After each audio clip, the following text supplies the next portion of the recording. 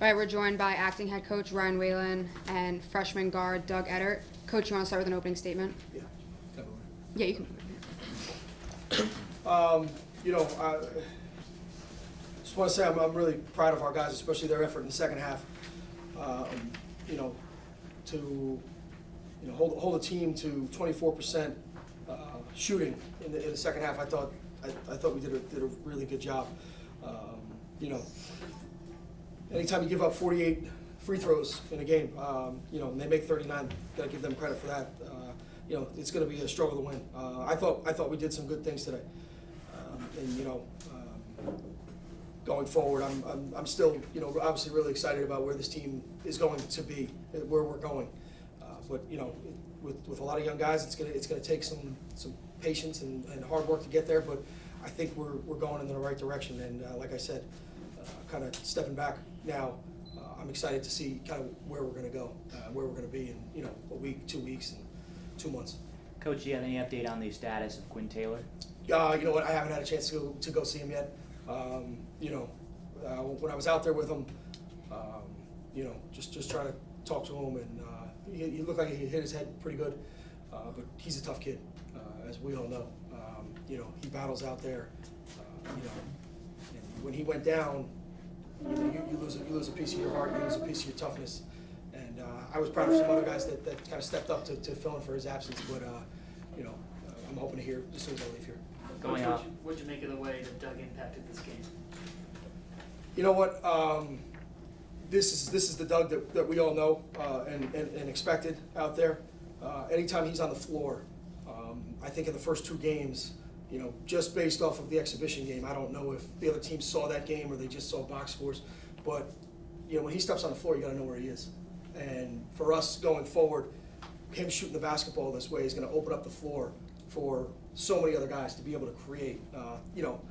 But I think we did a great job collectively finding him tonight, knowing that his shot was falling, and we got to continue to do that. He's gonna, he's obviously a big part of what we're building here. When he shoots the ball like that, that's how we expect. This is not like a mirage. It's not like a wow, he shot the ball really well tonight. Like, we can't expect this again. No, this is what we expect of him. And more times than not, that's what you're going to see from him. And he's a warrior. He goes out there and he competes, and offensively and defensively. You just know he's going to get after it every time he's out on the floor. What did you learn tonight about your freshman guards? We learned that they can play in big spots. That's for sure. You look at the second half. Doug, Darryl, Matt, Aaron, they were on the floor the majority of the time, and that's kind of when we made our run. They have no fear, and when you have no fear, it could be a good thing and a bad thing. When the moment's not too big for you, but then also do you understand the moment, and it's kind of that learning process. But I think that we learned that these guys are players, and they're going to have big roles going forward. Not just the freshmen, but everybody. I thought everybody kind of, especially in the second half, took a step forward. But the young guards, I think they're feeling more confident about themselves, and that's the beauty about college basketball. It's you're not going to gain confidence unless you're playing, and the more games we play, the more confident they're going to become. So just got to keep doing what they're doing. Doug, talking about confidence, how are you able to have your confidence so high in just your 3rd college game? Well, it all comes from practice.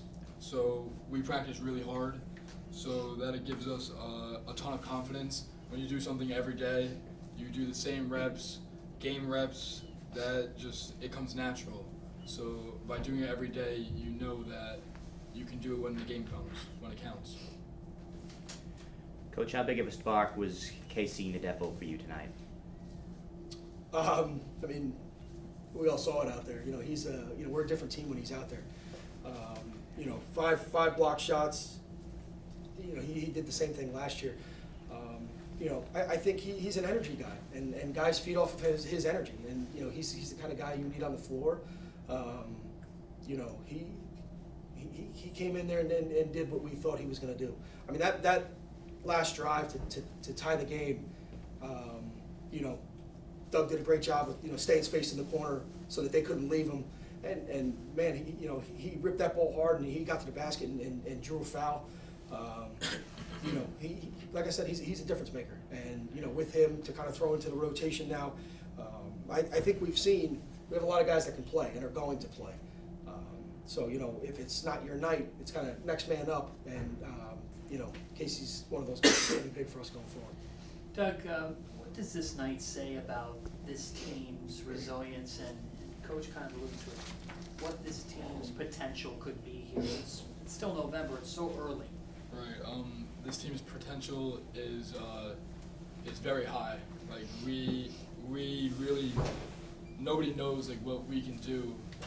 I feel like we've gotten better each game, and we look forward to keep going and getting better and better every day in practice, games. As the months go on, games go on, you're gonna keep seeing improvements, and we're gonna become a really big time team. As long as we keep practicing hard, which I can assure you we will, we're gonna go up. There's no going down. I know you're excited to have your coach Shane all the way back, but what did these 4 games show you about Coach Whalen, just what he brings? Well, he did great stepping up. He got put in a tough situation, but handled it very well. All the players respected him. Everybody, obviously missing our head coach, it hurts, but it shows that like we can survive without him. I feel like we did a great job. As I said, getting better and better each game. Clearly, that means that there's progress, and we've been going up. So I feel like Coach Whalen did a great job at stepping up and getting our team going. Any other questions? There's a question for Coach. Is there any particular reason why Derek didn't play most of the second half? It was just a matchup thing. They went small, and when they started going after him a little bit, trying to bring his guy on the perimeter. It had nothing to do with anything other than that. We just, we wanted to go a little bit of a smaller lineup. And to be honest with you, my plan was to do it for a couple minutes, and then we started getting rolling. And, as I've learned from these couple games coaching, when you got a hot hand out there, you got to let it roll. And that's just kind of the way the pace of the game was going. Coach, what do you think you could do defensively in situations like this to improve your team? You know what? I mean, defensively, I like I said before, I thought, in all 3 games, I thought defensively we were okay. Now there's small things that we need to get better at. Guarding the basketball, I know it seems like such a monotonous thing to say, but I think when guys get tired, they're opening their bodies too much and they're leaving driving lanes. And then the other thing is like kind of basic principles that we go through in practice. When guys get tired, they forget things, and step-ups aren't there. And then when a step-up's not there, maybe or when it is there, guys not dropping on the weak side. We just got to clean things up. Defensively, obviously give up 81 points tonight, but 39 of them are at the free throw line. We got to stop fouling, so we got to keep our hands off people. But I like the aggressiveness of our guys. Anything else? Thank you, guys. All right, thank you. Thank you.